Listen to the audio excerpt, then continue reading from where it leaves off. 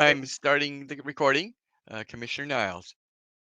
Hi, I just wanted to let David know that these are public meetings, and so we are recording, and these are available to the public.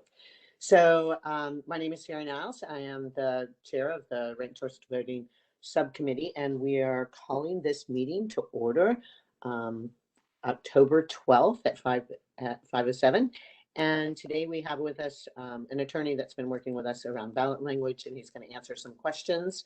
We also have Lisa Aralt. Am I pronouncing that right, Lisa? Aro, it's French. Aro, okay. Aro. And she's here to answer some questions that kind of came up during our last commission meeting. And so I just had some questions for her as well. Hopefully we'll get some more of our subcommittee members coming today. I did send out a text, but I didn't get a lot back, but there's 3 of us. So we have 2 commissioners meeting. So really quickly, I'm going to just ask my commission to introduce themselves to you. And then we'll have David introduce him. You can introduce yourself as well. Anthony? Hi there, I am Anthony Vendetti. I'm with District 1 here in Clark County, and also Commission Secretary, and yeah.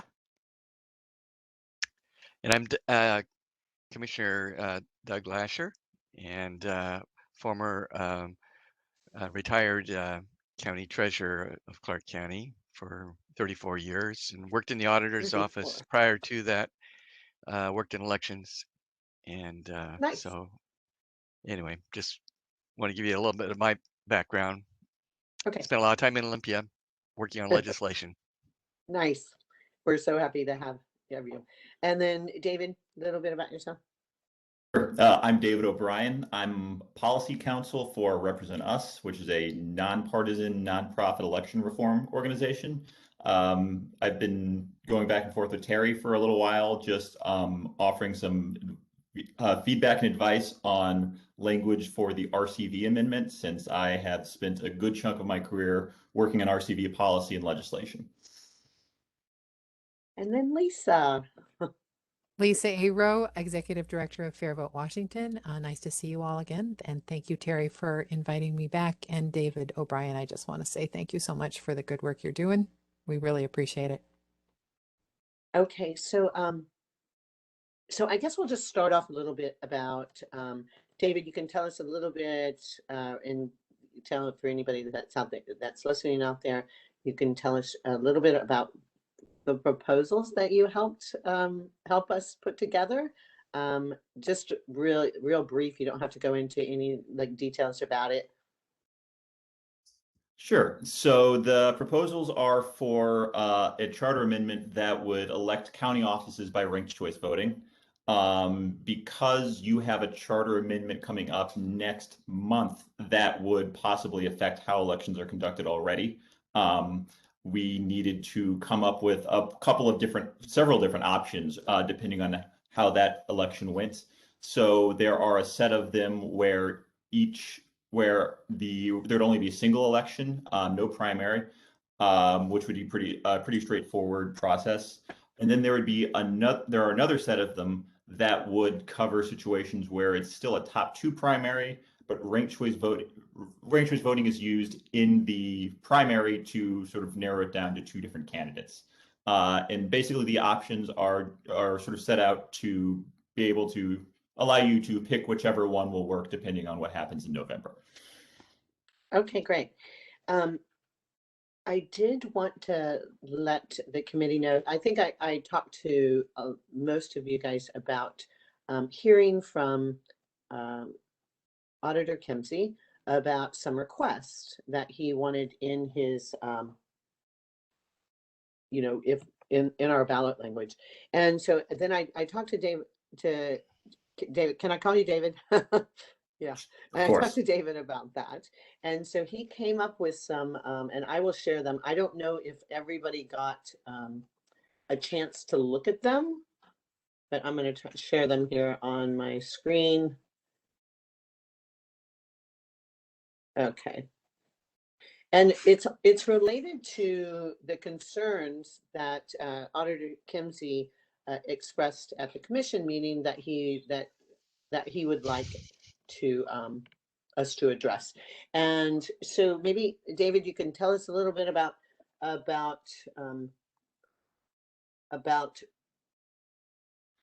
what that is. I know what he was asking for. He was asking for some language around rules, and then he was also asking for some language around should the state enact any ranked choice voting legislation. He wanted to put something in there that would make it where at that time rules would be consistent. And I understand his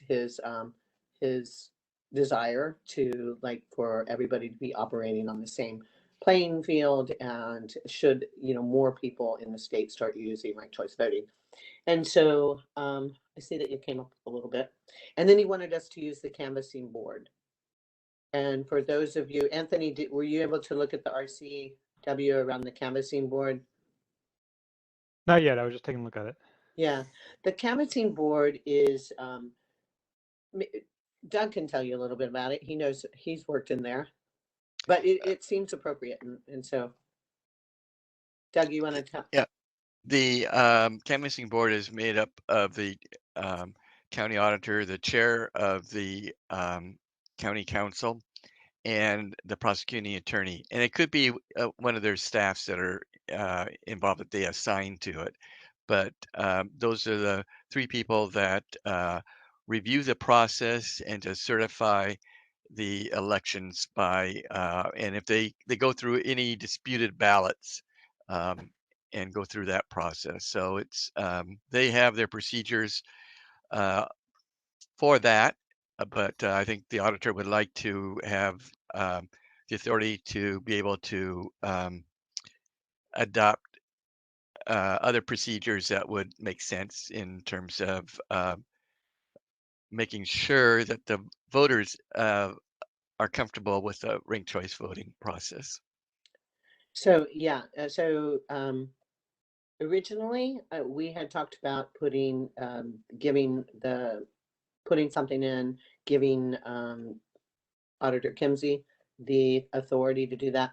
But then he suggested the canvassing board, and I thought it was fair. It was a great idea, and a good place to do it, because if you look at the RCW, they are in charge of the rules. So at the county level. So I thought it was a great idea to do that, and then it doesn't, just put it on an auditor.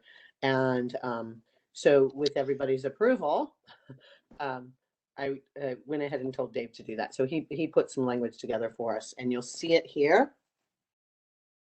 I would just like Terry to point out one other thing, so that people who may be listening out there, that it's good to be able to have this done and in place, because this happens. They adopt these rules way prior to the election, so they have something when they are going through the heat of the battle of counting ballots and doing that. They have their processes in place to do that. So that's why it's important for the this isn't something that's being made up on the fly right when they're counting ballots. This is something done way in advance. Okay, so I'll go ahead and let you, David, talk about the two additions that you've added to. Sure. So there are two sections. They are both pretty short. One is we just talked about the rulemaking by the canvassing board. It basically just delegates rulemaking authority to the canvassing board for the implementation and tabulation of RCV. So the language that we have in the charter amendments about RCV is pretty general. There are actually a lot of specific details that you need to have worked out for an RCV election that aren't addressed in those, like what happens if a voter gives one candidate or gives two candidates the same ranking, that kind of thing. You need to have those rules worked out ahead of time, and this would give the canvassing board the authority to do that. As Terry had mentioned, because the auditor had requested the ability to sort of, I guess, harmonize with any state level rules that are issued, I added a sentence doing that. giving them the ability to say, we'll just use the state rules if those happen. I will say that's that's in there for clarification. It's probably unnecessary because if the state does pass RCV rules, then the canvassing board could always just, pass their own rules saying we're going to follow the state, or we will or copying the state's rules exactly. But, I spelled it out clearly in there just so that is absolutely clear. And the auditor knows we took that into account and are giving them that ability. And then the next one is the effective date, which is pretty short. It's just saying that this is when this is going to go into effect. Right now it's January 1st, 2025, which is kind of a placeholder. However long, there are a lot of things to take into account when considering how long you need to have something like this go in. My understanding is that Clark County's elections are on even year cycles. So if this passed in 2022, then the next election wouldn't be until 2024, and then the next election after that, where it could happen, would be 2026. So it's really a question of which election cycle you want it to go into effect for, and it's a question of how long you think everything needs to be in place and ready before you're ready to go. I believe Clark County already has voting machines that can run RCV, so that's usually one of the toughest things when trying to go into implementation. I think you might need to have like a software upgrade or something like that, and I don't know how long that procurement process takes. And there might need to be an additional state certification process for whatever software patch will go into the machines. I don't know how long that process takes either. Every state does it differently. Those are the biggest concerns. And of course, there's also always a certain amount of voter education and preparation within the election administrator's office to get ready. But I will say most places are able to do it within 2 years. It varies from place to place, but I would say 2 years is about average. That's how long Maine took. That's how long New York City took. I'd say that's pretty standard, but again, it varies from depending on where you are.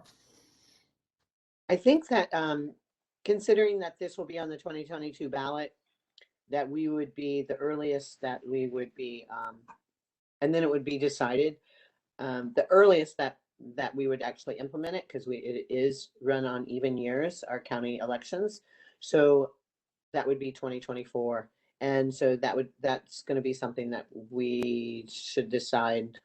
We will end up deciding as a subcommittee, like what we want to ask for. Because I know that the auditor did it. He's like, oh, 3 or 4 years, that's what I need.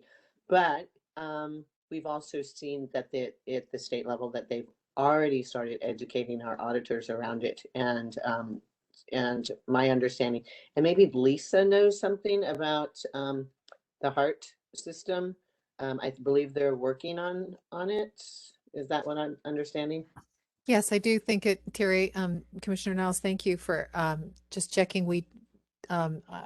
Dave, a lot of what you said is correct. I mean, everything that you said is correct about the HART system. They do have the hardware can scan the ballots now, today. What they don't have is the ability to run native round by round counting software. That's not developed yet. Washington is a state that requires federal certification. So, and we have had a chance to be in touch with the HART, some of the HART folks, and also I've spoken with Auditor Kimsey, and I think we're all in agreement that 2 years should be the outside. It should be doable in 2 years or less. And so I think at this point, and a lot of the time is taken up with that federal certification process. There's a possibility of using the universal tabulator, but that would need to be federally certified with the HART hardware. So that may not be any faster than developing, letting HART go ahead and develop their own native software package. So all of that said, I think that Auditor Kimsey's input would be important, and I would recommend that you all check with him to see how soon he thinks he can be ready, whether that could be for 2022 or whether it have to be 2026. Okay. We're very supportive of making sure that Auditor Kimsey has the time and resources he feels confident that he needs to do this well. And he's certainly been just, very supportive, saying we can do this. I see no reason to hesitate. I think our vendor will be ready. it's just a question of the timeline that he thinks is workable. Yeah, I loved it. When he said like, "Oh, I have full confidence that I can run a ranked choice voting election," which was awesome. So, does anybody have any questions about these additions to the ballot language that we already got from David? Commissioners? No? I assume that the section that I shared with you, and I shared with adding a couple other words, that would be Yeah, well, satisfactory. Okay. yeah, we're gonna we'll discuss that a little bit more by email. I'll just Okay. discuss it with Dave and stuff and add that. You're talking about around the partisan, nonpartisan language. Okay. Yeah. And we'll come up with something for that to kind of address that. Then anybody have any questions about the language that we do have already that was sent to us last month for David, since he's here? No, 'cause it's just a matter of kind of sitting and waiting to figure out which one of those, to narrow down which one of those we'd use based on how this coming November goes, right? Right. Yeah. And these seem sensical to me. I mean, there's nothing that would surprise me on this. Is there anything that we need to? Well, we have a few areas that we still need to tighten up or clarify, so that we'll have like the three or whatever, how many options that there are available, so that we know which one to pick on November 3rd. Yeah, so for the top two with RCV, I did give you a couple of options there for depending on how you narrow it down to two. So that's something that you should we can talk about, or a decision that needs to get made. The first one that I gave, which I think there are several ways to elect more than one person using ranked choice voting. The first one that I gave you was I think it's like option 2A. I forget how I numbered in there. That's using a form called single transferable vote, which Lisa may have already spoken to you about, but it's a proportional system. So basically, it will send two people who each have roughly support of like a third of each of the voters, and then the general election will choose between them. And then the other one is just a question. I think it's called bottoms up, and it's basically, instead of eliminating until someone has 50% of the vote, you just eliminate until there are two candidates left. That one is not a proportional system, so you could end up with a really lopsided results. And so one person advances with like 70% of the vote, and the other person advances with 30% of the vote. That's similar to what could happen now in a primary. Yeah, basically. Yeah. Yeah, that's something that we'll have to have more of a discussion around to see, what the subcommittee wants to do. It does make it a little bit. Lisa did a great job of explaining it to us last time she was here, but it does make it a little bit more difficult for some people to kind of grasp. But that's something that we need to probably talk a little bit more about. Anybody else have any other questions? Well, I do have one. Could you have both in the charter and then allow I don't know and allow, or do you need to should just pick one and allow maybe, I don't know, the canvassing board or something like that to pick which option that they want to go with? I mean, yeah, I guess it's a question of how long you want the charter language to be and how much power you want to give the canvassing board. Yeah. But yeah, I mean, as far as I can't think of any reason why you couldn't do something like that. I mean, they may want to start out with something that's very similar to how people see elections now, and then transition to something else down the road. Yeah. I do want to say, Doug, that whatever system that we do use, for the voter, it's the same experience. Yeah. They still rank their choice. They don't see anything different, whether we use a proportional Mhm. method or we use, they use another method to tabulate. Okay. That's really just a tabulation thing.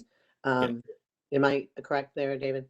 No, that's absolutely correct. Yeah, it's all gonna look the same to the voter. Yeah. Okay. Okay. So they still get to make their choices. They still get to. David, we did have another commissioner join us, Kim Harless. She's a co-chair of the commission. And so she joined us and she's on this committee as well. Kim, do you have anything that you'd like to ask David about our ballot measures or? No, thanks for the introduction. Okay. Well, David, I don't think that there's as many questions as I thought there might be.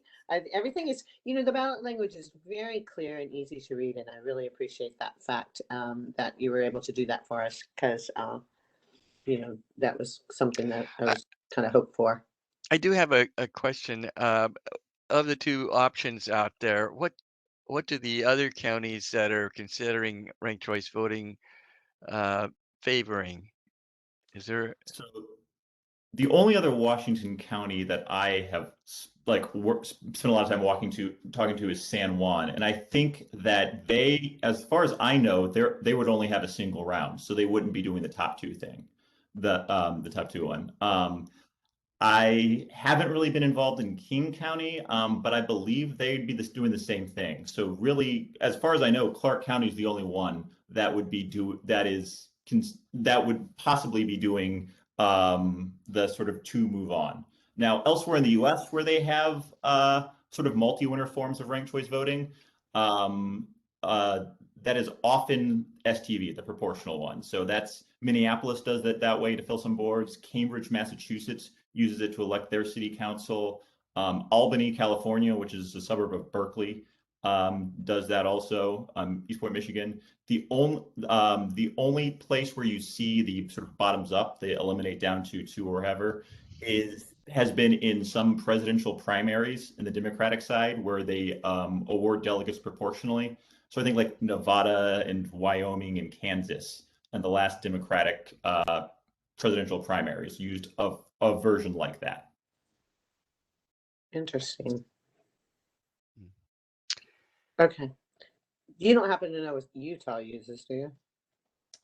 Utah uses a different version. It's often called block preferential, which for their multi-seats, which is it's a complicated thing where they basically run the election twice. So they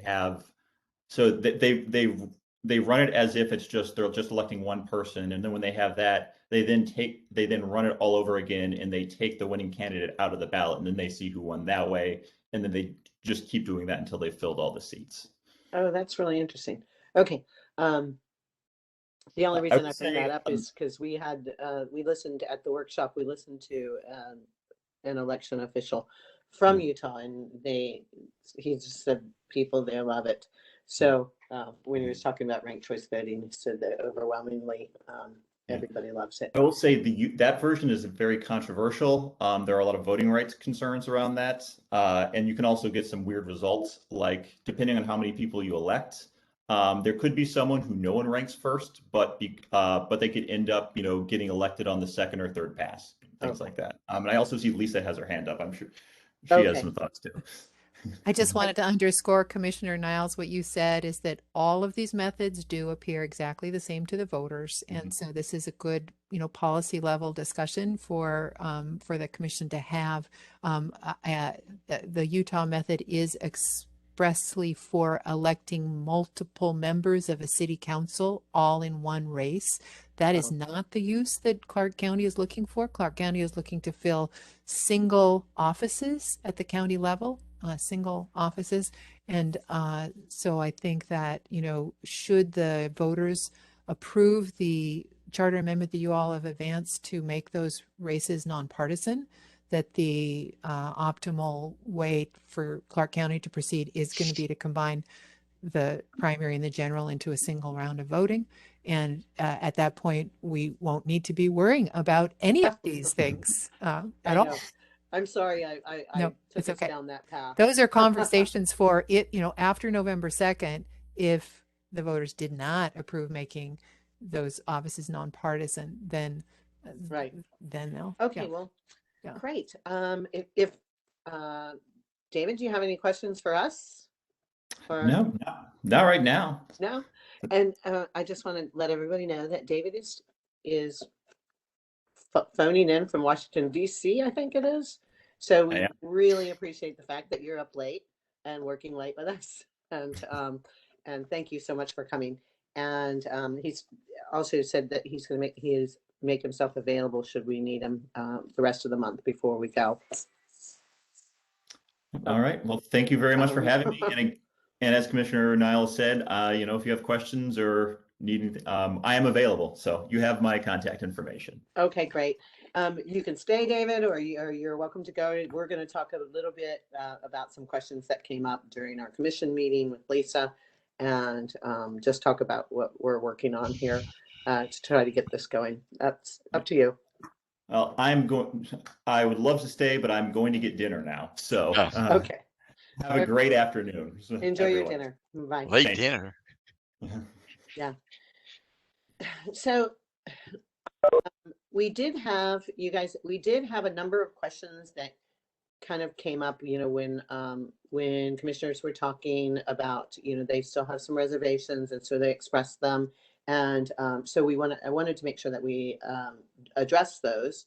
And so I did ask Lisa to come because one of the questions that kept coming up was the fact that something along the lines like, should we wait? Is it beneficial to wait? What would, does that gain us something? If it doesn't pass next year, if we put it on the ballot, it doesn't pass, is that going to hurt our chances at the state level? And I know that Lisa has some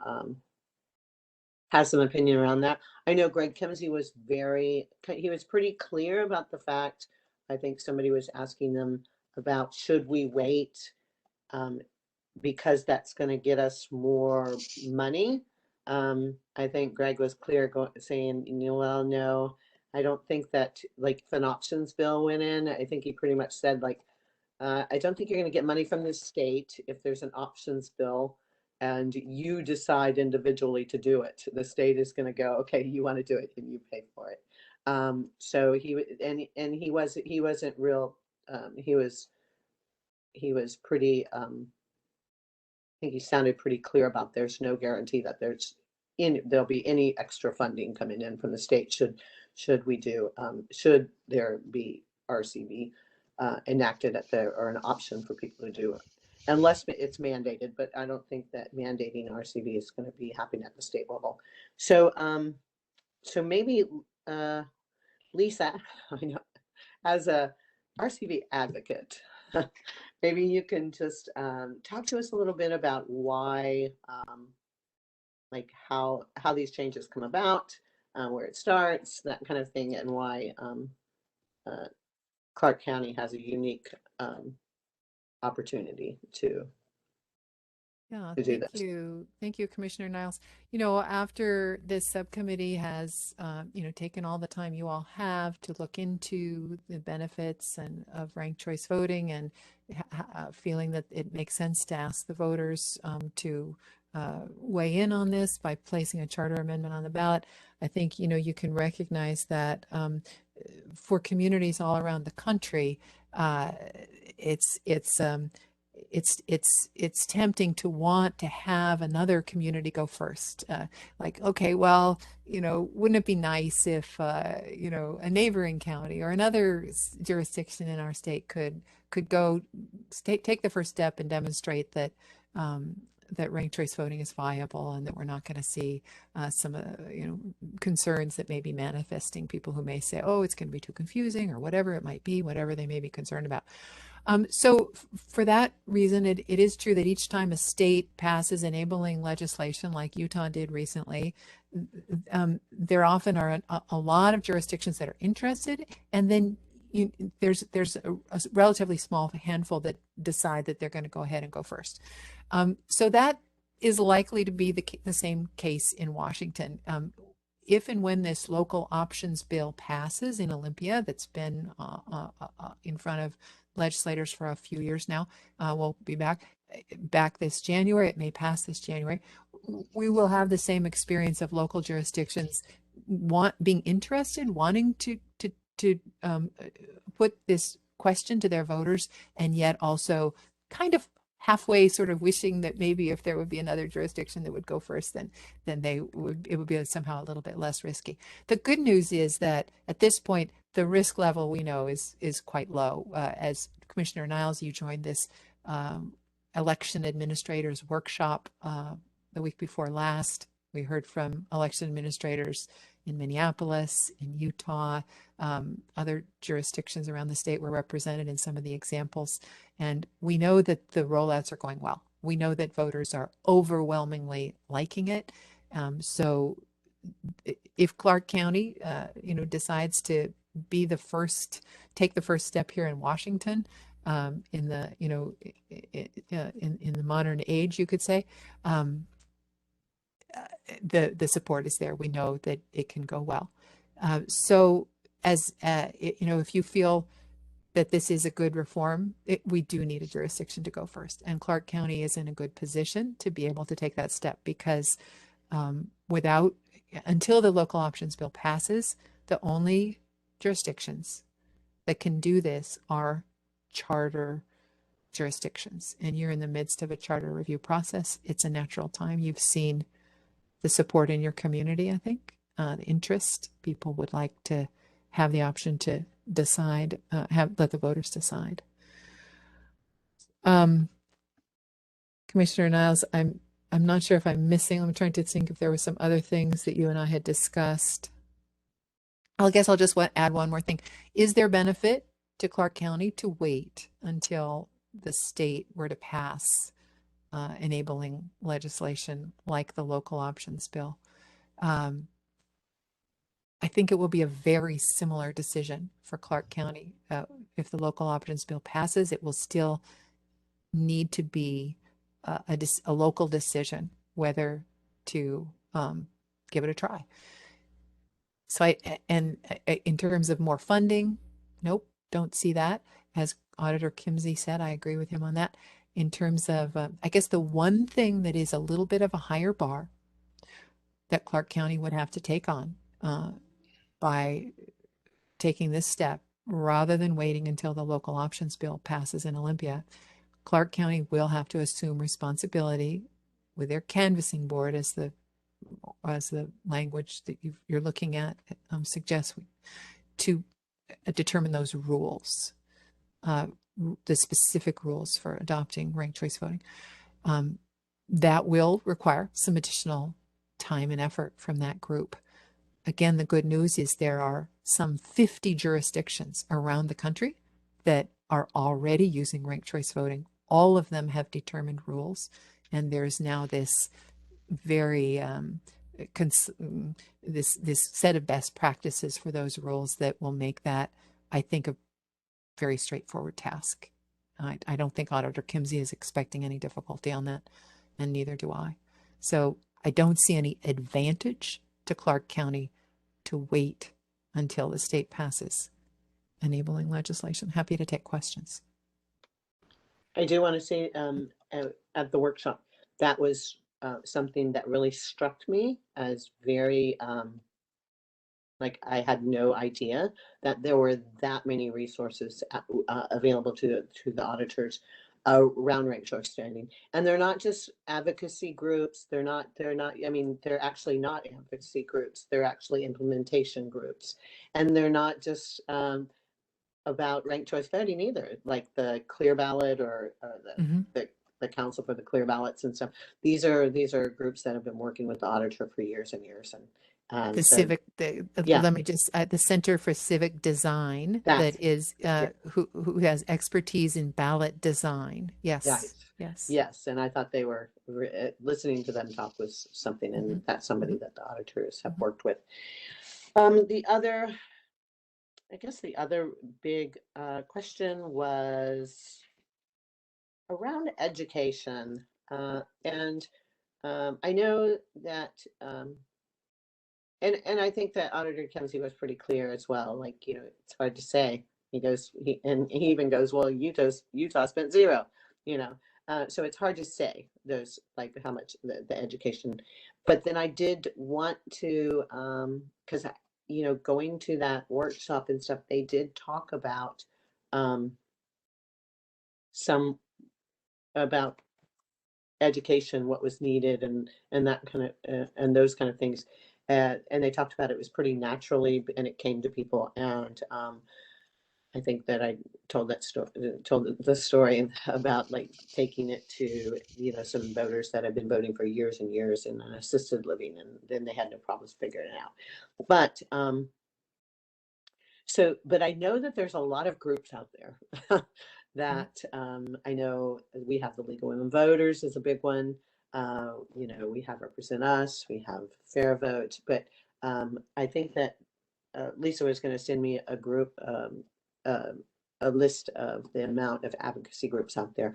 There was questions about whether or not, since the review commission would not be, our term ends on December 31st. But maybe I can get some input from you guys. What I'm seeing with this is kind of like with the charter, when the charter first came out.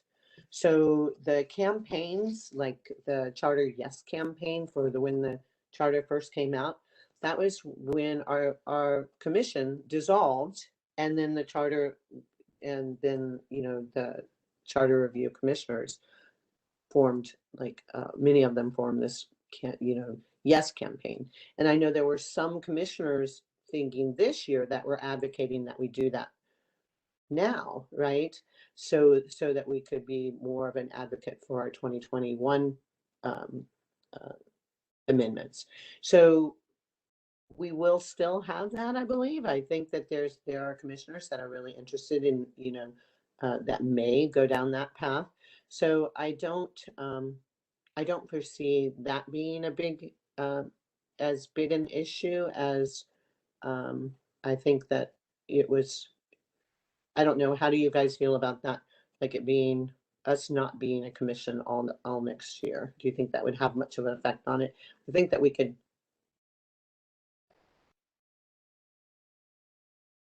I think advocacy will happen as advocacy happens, and that there's no hindrance. I mean, like you said, there previous efforts they closed down, and there were groups in place to help advocate for the charter as it went through the election season, and I don't see that changing this time around. I think groups will be speaking and educating and working towards getting voters informed on the process.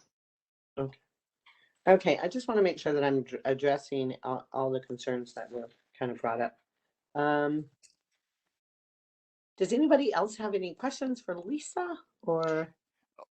I do have a sort of a statement, I guess. When Terry, you mentioned that the first issue or question regarding is this the right time to do it? And I'm saying I've come to the conclusion this is the time to do it, because after if it doesn't happen now, it will be 10 to 15 years before people will be able to see ranked choice voting. Because if it's not in the charter now, it could be 5 to 10 years before it may be addressed again.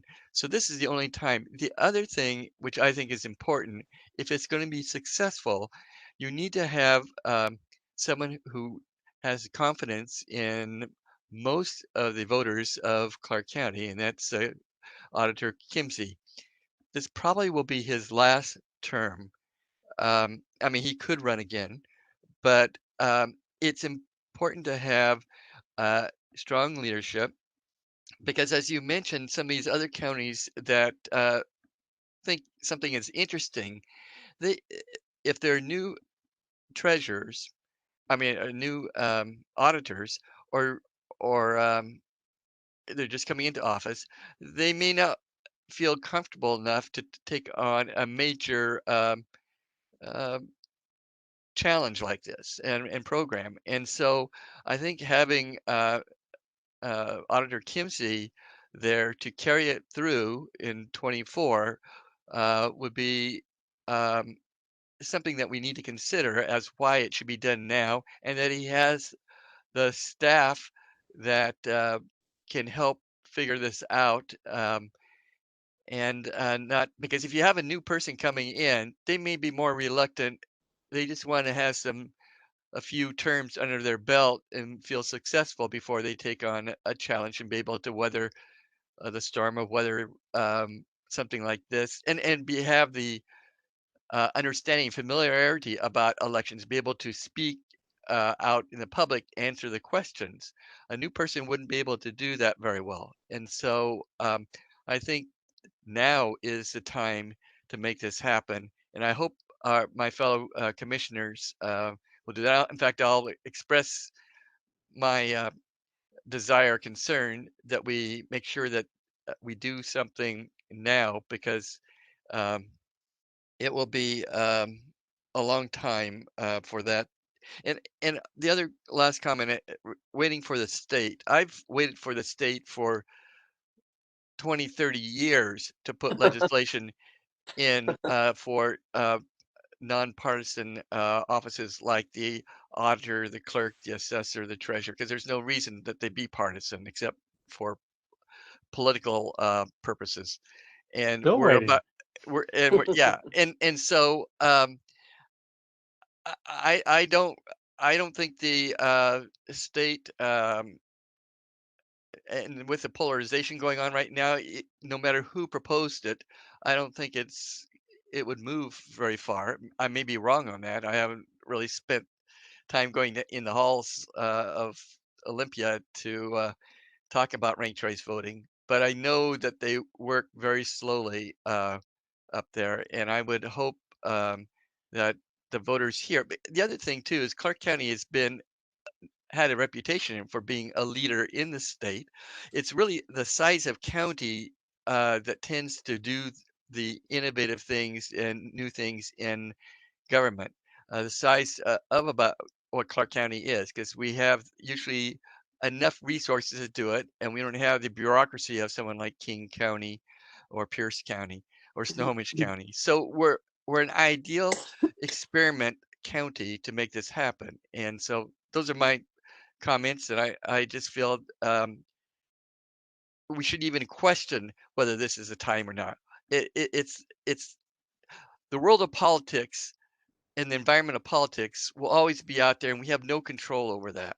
But we do have control over what type of government we feel that, and that's part of our job is to present the options of what we feel that will help improve our county government at the local level. Thank you. You know what, Doug, that's a really good point. I mean, it is a very good point that, Auditor Kimsey has been here for a while, and he is a pretty, he's a trusted elected official and has experience with his job. So hoping he doesn't go anywhere anytime soon. But let's see. He'll run one more time at least. So that's all we need to have is make sure that he's here to implement this. Yeah. And he's willing to do have it. Anything they want to add? I know that on the agenda it said I was going to talk about my FAQs and those kind of things and survey questions, but apologize, haven't got those together for you, but I will be sending those out. I know if we need to, I need to put something together for people that when they're going out and talking to to different organizations about the 2021 and people ask about what's happening. I just want to really put something really basic together for them, like how they can, a good way to answer, since we don't have anything solid to give anybody. So it would be just a general going, we're putting ballot together, and it'll all depend on the election in November, what actually we decide on going forward. And but I'll put something out there, and you guys can look at it and say, okay, that's okay, and okay, or not, and then add whatever you'd like for that. And then survey questions. I know when we put survey questions before, and the committees that I was on, I helped draft. We drafted our survey questions, and then we submitted them to the comm team. So I guess that we should start thinking about what we want our survey questions to be about. It's going to be kind of different, I think, putting survey questions about, because a lot of people will not know, that much about ranked choice voting. So I think they're going to have to be kind of spelled very simply, like, would you like to rank your candidates, or have you heard of this, or how does this sound? So any kind of input you guys have on putting surveys of questions together would be awesome, because it's going to be a little different, I think. So anybody else have any questions or concerns about anything? I assume we're going to be meeting until the end of the month, and that we will have things pretty much settled on knowing exactly which option that we will use on at least at our last meeting prior to the election, Right. so that we could be ready to go to Yes. give the group. So, And are we planning to? I haven't even thought about this. But since we have two members of the executive board here, would it be? Are you expecting all the subcommittees to send out their suggested proposal, or all of them, depending on what the vote turnout is, and just saying if everything passes, this will happen. If or if that passes, this will happen, or doesn't pass, I should say. And so that's a good question, Doug, because the election is on the 2nd and we meet on the 3rd. And if there's a close race between partisan and nonpartisan, we might not know that on the 3rd. So maybe some of the amendments that are contingent, I think ranked choice voting is not the only one. I think there's other ones that are contingent as well. That might be something that we require another commission meeting over. Does that make sense? could the drafting committee have that authority to, because they'll be working in December, and to find out if we find on, I think it's around the 18th or 19th or 20th of November is when they are certifying the election. Maybe it's the 23rd. And at that point in time, well, I guess we'll have one more meeting the first week of December. Is that correct? No, I I think think, that committee correct me if I was wrong. I think we had planned to meet every week of December was the Okay. plan to All right. close out. Okay, so we still have opportunity to make some changes at that point in time before we get it to Yeah. the drafting committee and get it over to the auditor's office. Yeah, we Boy, didn't discuss this at our last executive meeting, so we'll be busy I- for the drafting committee. well, that's guidance that'll have to come out. So Kim, yeah, Chuck, and because I'll I just make sure that realized that goes out. if I was gonna have if we are gonna have it, we may not be able to say, like, there may be like this really close race between partisan and nonpartisan and those kind of things. So having, like, actually on November 3rd, the ballot language that we're going to be proposing might be a little hard, not just for my committee, but for the vacancy committee and all that as well, or our committee. So did we say just 1 week we were going to meet every week in December, or was that starting in November? It was December. I think Anthony's right. And then, but we're still meeting all the way through um, the end of this month. That's correct. Oh yeah. I mean, Okay. I'm gonna meet, you know, um, as much as we need to. I think hopefully and that brings me to what I'm going to do here this week too. I'm going to put together the language, and I'm going to send the language to Auditor Kimsey. He said that he'd like to look at the language that just came into us about the rules, and so I was going to send that over to him and have him look at it and see if he has any more input, and at the same time send it over to Christine Cook to see if there's any kind of. I'm trying to get any kind of legal reviews before November. Does that make sense? Yeah, it may be tough.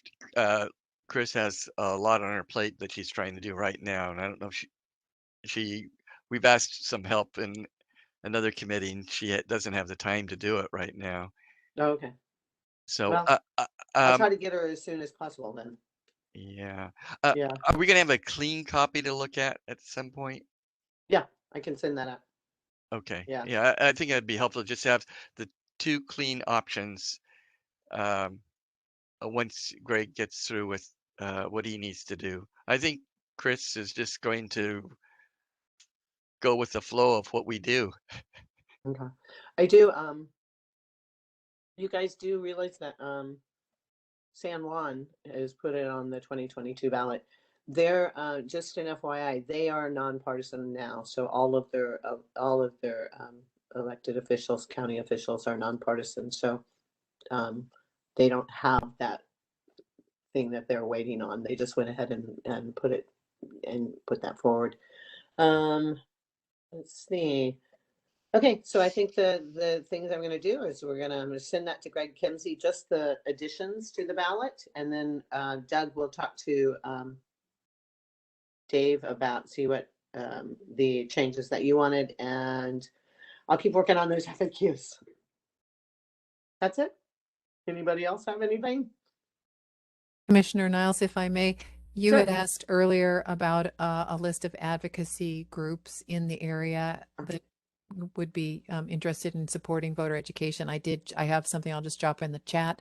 There is a coalition called the Washington for Equitable Representation Coalition, organizations all over our state who are advocating for ranked choice voting.